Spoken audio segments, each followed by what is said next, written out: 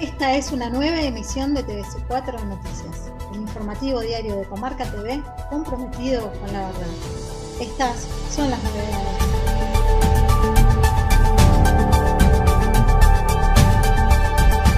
Francisco denunció desde Bahrein el dramático crecimiento de la brecha entre norte y sur. Biden: las elecciones fueron buenas para la democracia y está listo para trabajar con la oposición. Fernández y Macron destacaron miradas comunes sobre los problemas del mundo. Fernández en Foro de París: no podemos quedarnos quietos sin proponer una negociación por la paz. Presidente entregó viviendas en el barrio Monte Carlo de Esteban Echeverría. Bisotti destacó la participación social en cannabis medicinal y pidió médicos que lo receten. Kicillof y Ustarros inauguraron el Jardín de Infantes Rural número 7 en Mercedes. Gualeguaychú presentó en Cava su calendario de eventos turísticos para la temporada estival. ¿Cómo será Perón volvió?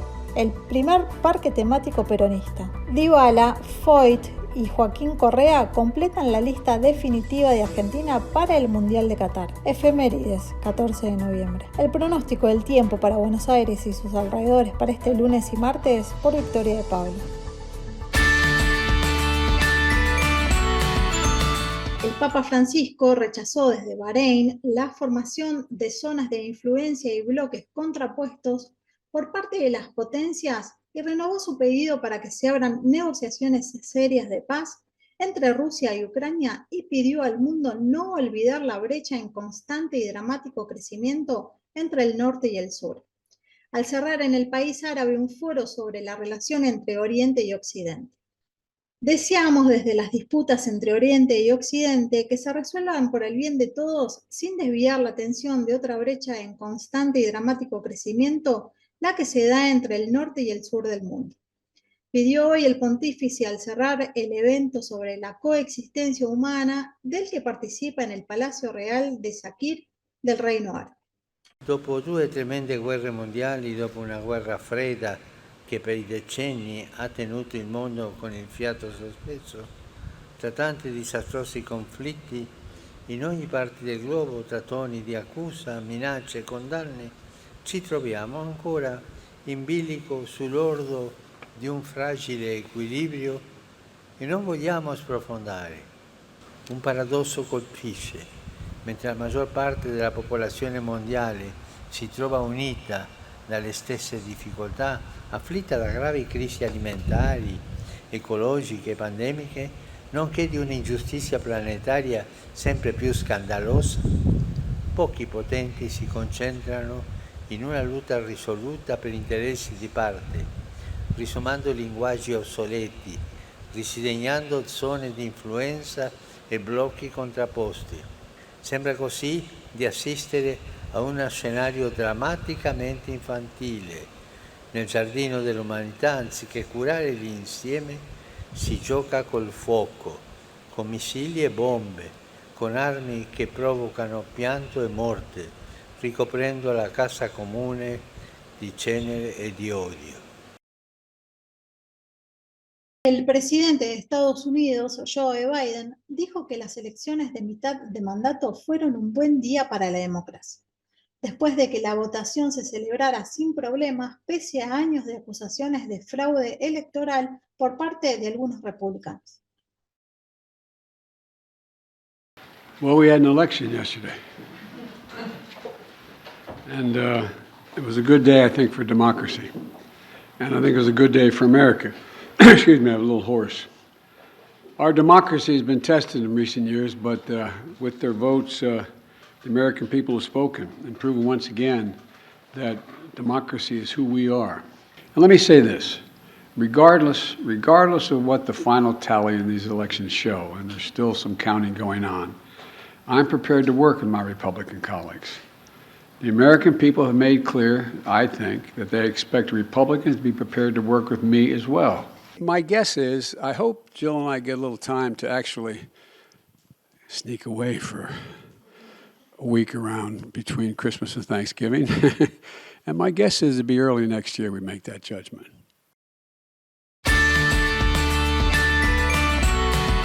El presidente Alberto Fernández y su par francés Emmanuel Macron coincidieron en destacar la amistad que une a ambas naciones y en ponderar las miradas comunes sobre las problemáticas globales, en especial sobre la guerra en Ucrania, al brindar una breve declaración conjunta antes de mantener una reunión bilateral en París.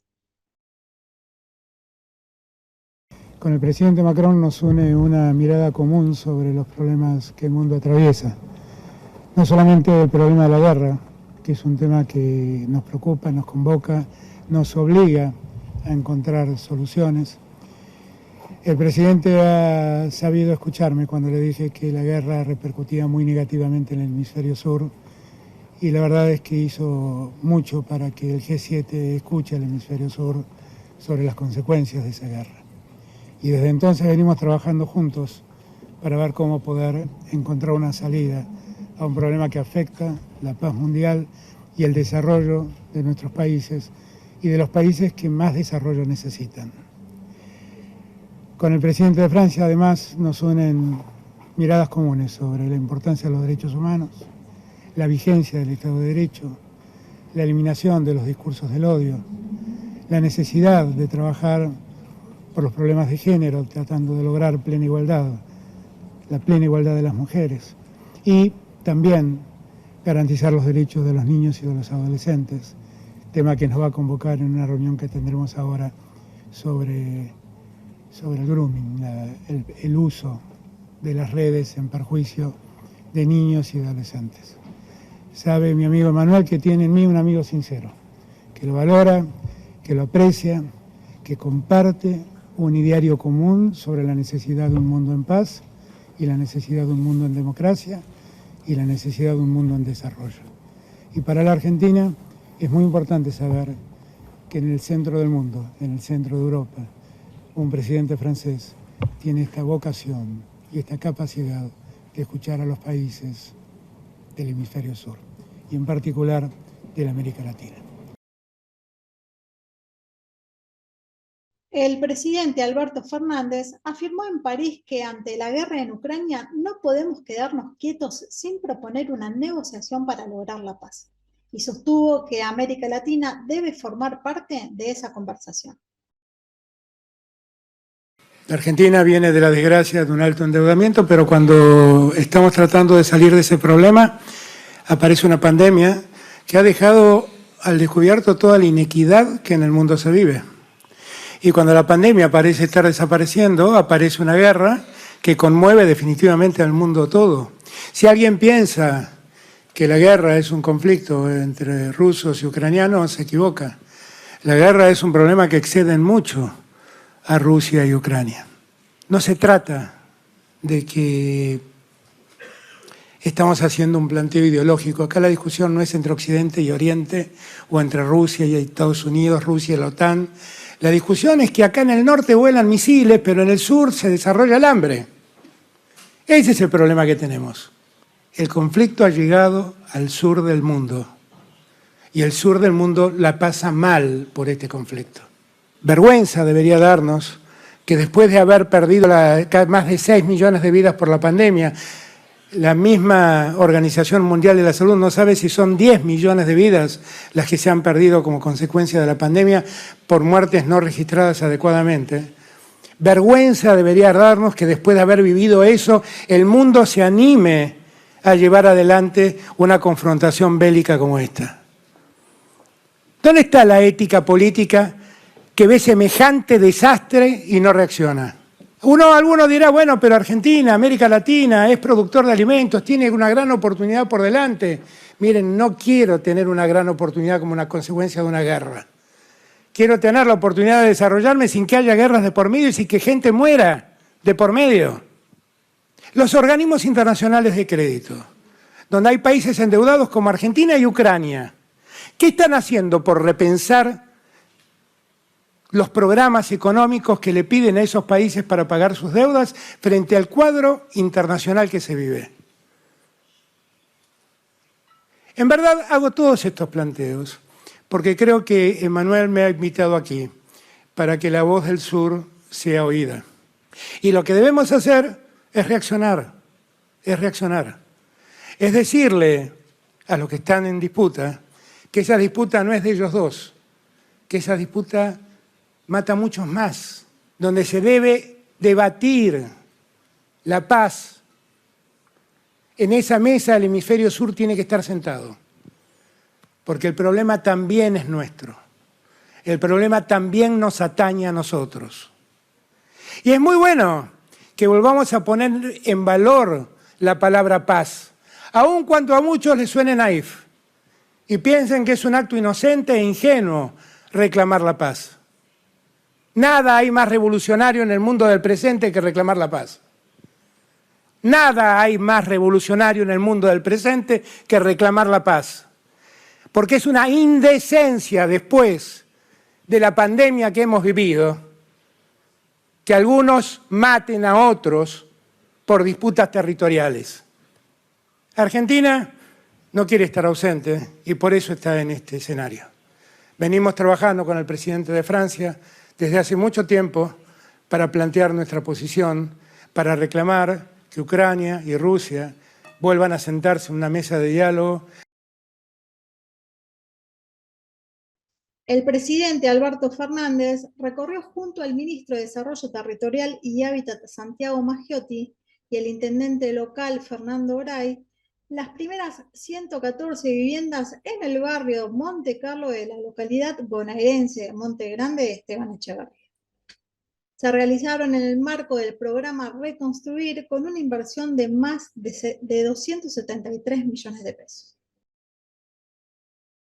La verdad poniendo en valor algo que es muy importante, que es poder sacar a las familias que viven en la cuenca del riachuelo y empezar a traerlas a viviendas dignas, donde tienen agua potable, donde tienen cloacas, y con eso alejamos el riesgo de las enfermedades que son tan dañinas para los chiquitos fundamentalmente. Así es que muy felices, acá estamos entregando las primeras 114 de un total de 240 viviendas y que ya están hechas y que va a permitir que toda esa gente deje esos lugares donde viven y vengan a vivir en este barrio que es hermoso y creo que es muy útil. Nosotros estamos muy ansiosos con Santiago de seguir trabajando como lo vinimos haciendo todos los años en la construcción de viviendas. Me contaba el intendente, tenemos cuántas más para... 800 más. 800 viviendas más. 800 viviendas más en ejecución, que son soluciones para familias que lo necesitan. Estamos entregando ya más de alrededor de 62.000 viviendas. El lunes en San Juan vamos a darle 800 y pico de viviendas a familias que perdieron por un terremoto que cuando nosotros asumimos ocurrió en San Juan y que van a tener una vivienda mucho mejor, más cómoda, más linda. Así que siguiendo con mucha fuerza todo ese trabajo. La ministra de Salud, Carla Bisotti, recorrió la feria Expo Cannabis que se desarrolla en el predio rural del barrio porteño de Palermo hasta el próximo domingo, en donde ponderó la participación de cultivadores, familias y activistas en la reglamentación del cannabis medicinal y señaló la necesidad de que cada vez más médicos se interioricen en sus propiedades y lo receten. Con este cambio de paradigma no pasó nada. Solamente, lo más importante, se ampliaron derechos y se mitigó el sufrimiento de mucha gente. Se genera evidencia, se genera bienestar. Estamos mirando como sociedad un cambio también en lo que es la atención de la enfermedad para una salud integral, bienestar muchísimo más amplio, un equipo de salud mucho más horizontal, no es un médico o una médica que te dice lo que tenés que hacer, las personas deciden, la sociedad opina. Nosotros tenemos una agencia que nuclea los laboratorios de producción pública y lo que estamos trabajando es para generar más y mejor calidad, la autorización por ANMAT, el tránsito federal y, digamos, generar más posibilidades de tener más productos seguros para favorecer de vuelta el acceso. Yo me tuve que encargar de empezar a difundir este tema en mi profesión porque la verdad es que no había nadie y hace 5 años que estoy en el tema y empecé a meterme en todas las instituciones académicas para que hoy podamos estar haciendo esto desde la Facultad de Odontología de La Plata, en la UBA, también en la Facultad de Odontología tenemos investigación en el tema, hay un laboratorio en la cátedra de fisiología que trabaja con cannabis. Estamos abogando o peleando para que el cannabis sea para todos y también para las mascotas, ya que a nosotros los médicos veterinarios no nos dejan prescribir en este momento el cannabis. Entonces lo que estamos tratando de hacer es que nos incluyan en las leyes para poder salir adelante con todo este tema. La gente en la primera expo estaba desesperada de información, ahora en la segunda ya viene muy informada, saben bastante, vienen con dudas respecto a formas de administración, dosificación, digamos, ya aceptaron que la planta tiene un uso terapéutico y lo que necesitan es información de cómo abordar esas terapias. Nosotras con el ReproCan estamos contentas porque nos da un marco legal para una actividad que nosotras venimos haciendo hace muchos años. Hemos puesto en riesgo nuestra libertad en función de la salud de alguien y de repente que el Estado reconozca que la terapéutica canábica es eficiente y es necesario darle un marco regulatorio es un montón. Que podamos hacer una Expo Cannabis en la rural, en plena ciudad de Buenos Aires, también me parece que es un logro de la sociedad civil que supo organizadamente presionar para que la política, bueno, forme parte de este cambio de paradigma.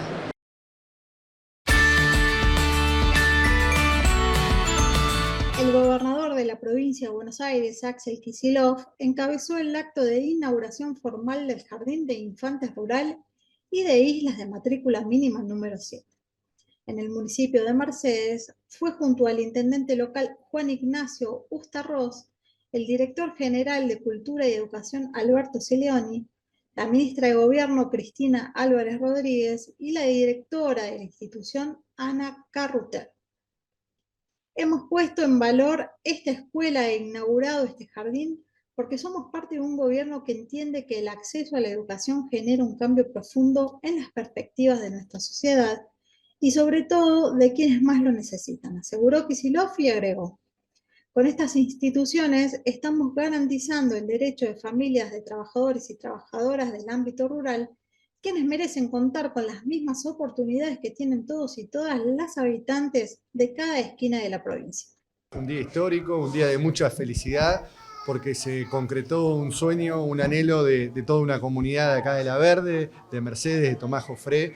Y bueno, estamos muy contentos con todo el trabajo que venimos realizando junto a nuestro querido gobernador, junto a sus ministros, ministras, donde realmente vemos que hay un gobierno que escucha la demanda de los intendentes, la demanda de los pueblos y nos da respuesta. Acá estamos situados en un jardín que antes no había, estamos en una escuela primaria que estaba cerrada, entonces cuando uno habla de algunos contrastes, esos contrastes son evidentes, ¿no? Gracias por estar acá, gracias por todo el trabajo a través de sus ministros y hoy son dos cosas concretas, en materia de educación y ahora estamos yendo al registro civil, donde estuvo cerrado muchísimos años y en plena pandemia se empezó el trabajo, se culminó, hoy está abierto y bueno, forma parte de una de las tantas obras que se están realizando en Mercedes. Hoy estamos celebrando junto con la comunidad que ha venido toda, bueno, lo que es la apertura de un nuevo jardín, un jardín en una primaria que también tenía un edificio que sufrió daños, estuvo roto durante algún tiempo, tuvo que trasladarse acá a Tomás Jofré, acá cerquita, pero lejos de donde viven. Y bueno, se arregló la escuela y ahora se abrió el jardín. Veníamos de una época donde esto no es que era imposible, iba en contra, porque son jardines y escuelas que se cerraron con una mirada mucho más estrecha, economicista, de los números y del ajuste, que piensa que bueno, que cada uno se tiene que valer por la suya y no piensa en algo que para nosotros es central, que es esta cuestión de la igualdad de oportunidades, ¿no? Si no hay escuelas, si no hay jardín, si no hay educación, por más sacrificio que le pongas, la verdad es que tu techo está demasiado bajo. La provincia tuvo una etapa, la etapa anterior, donde se abandonó completamente la inversión, se cerraban escuelas, no se abrían, y se cerraban edificios que tal vez había que reparar. Nosotros estamos trabajando en todos esos frentes. Hemos agregado 2.000 nuevas aulas físicas a las escuelas de la provincia de Buenos Aires, pero también había en algunos casos que construir edificios nuevos. Hoy tenemos 114 nuevos edificios escolares. Pero por supuesto que falta, por eso tenemos un plan a 6 años. Nosotros muy conformes, muy satisfechos de poder acompañar a un intendente que realmente todos los días trabaja por su pueblo y que le está cambiando la fisonomía al distrito de una manera impresionante. El registro civil que ahora vamos a abrir, fíjense, hablábamos de los derechos, derecho a la salud, derecho a la educación, pero la ministra Cristina Álvarez Rodríguez dice que hay un derecho previo que es el derecho a la identidad. Ya no hay que recorrer kilómetros y kilómetros para hacer los trámites básicos de acceso a la ciudadanía, que es el primero de los derechos.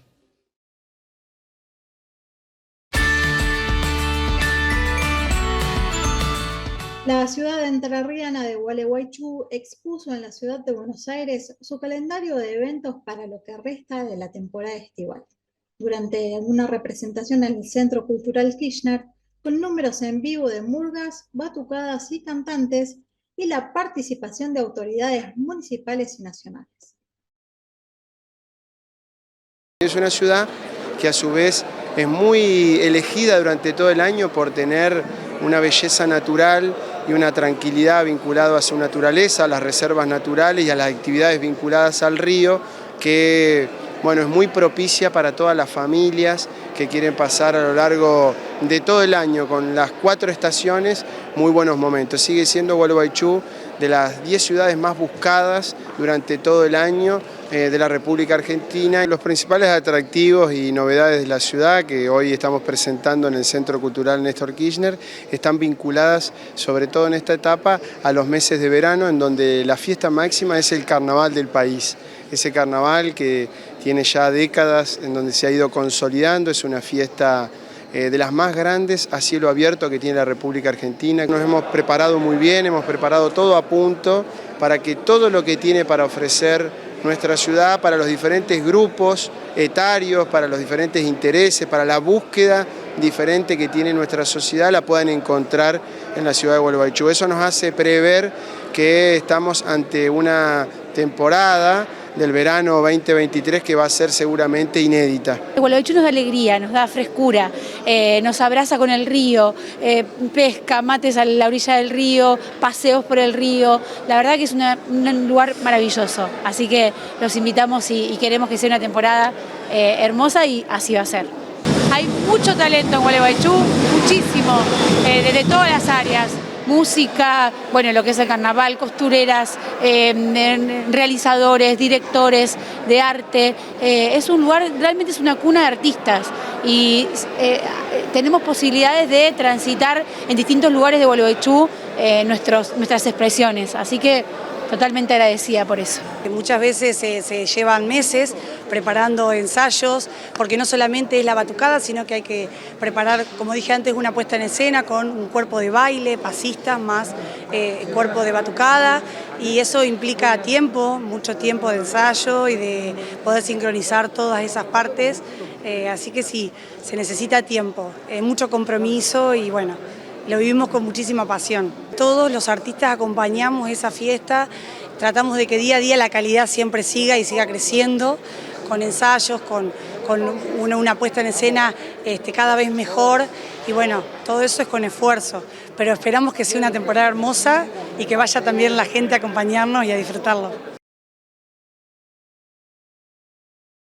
La iniciativa del Grupo Octubre será un recorrido por la historia, el humor, la iconografía, el pensamiento y la estética peronistas. Con una nueva recreación escenográfica y artística, incluirá experiencias inmersivas, juegos, cánticos, pintadas, performance, tecnología, autos de época, música y un choripatio gastronómico. Inaugura este jueves. Estará abierto entre este jueves 17 de noviembre desde las 16 horas y el 17 de diciembre y funcionará en el predio El Dorrego de Zapiola 50.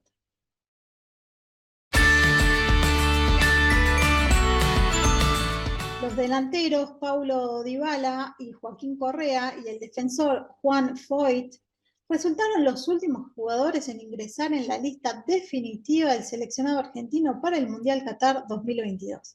Confirmada de forma oficial por el director técnico Lionel Scaloni.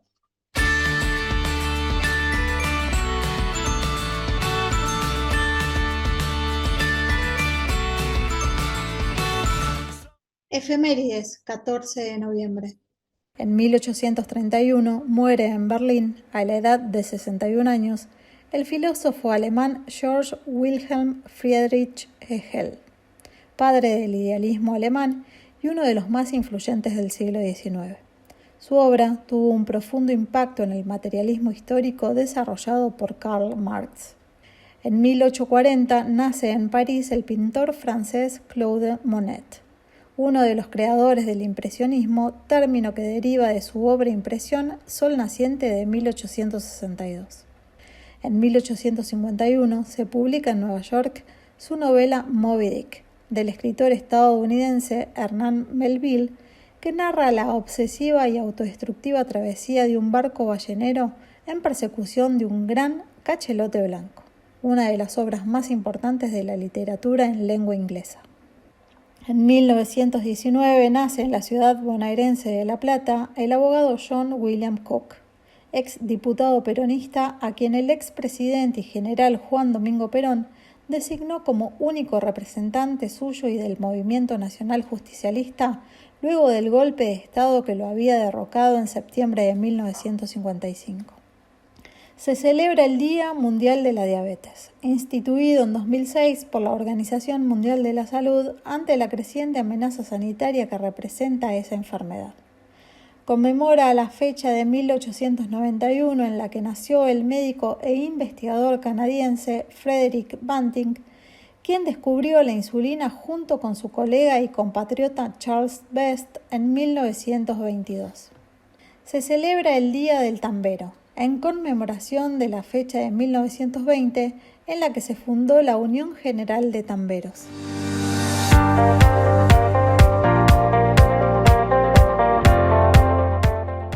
El pronóstico del tiempo para Buenos Aires y sus alrededores para este lunes y martes por Victoria de Pablo. El tiempo en la ciudad de Buenos Aires para hoy lunes 14 de noviembre. El cielo estará nublado por la mañana y la tarde, con probabilidad de lluvias aisladas por la mañana y mejorando luego hacia la noche. La temperatura mínima esperada es de 17 grados y máxima de 23 grados. Por la presencia de un centro de baja presión atmosférica ubicado sobre el Río de la Plata, los vientos serán intensos y del sector sudoeste. La humedad del 90%, la presión atmosférica de 990 hectopascales y la visibilidad de 8 kilómetros. Para mañana martes se espera cielo despejado con una temperatura mínima de 15 grados y máxima de 29 grados. Los vientos continuarán siendo del sector sudoeste con una intensidad de hasta 50 kilómetros por hora. La humedad del 85%, la presión atmosférica de 1012 hectopascales y la visibilidad de 10 kilómetros. Y esto ha sido todo por hoy y nos despedimos hasta mañana para una nueva emisión de TVC4 Noticias, el informativo diario de Comarca TV comprometido con la verdad.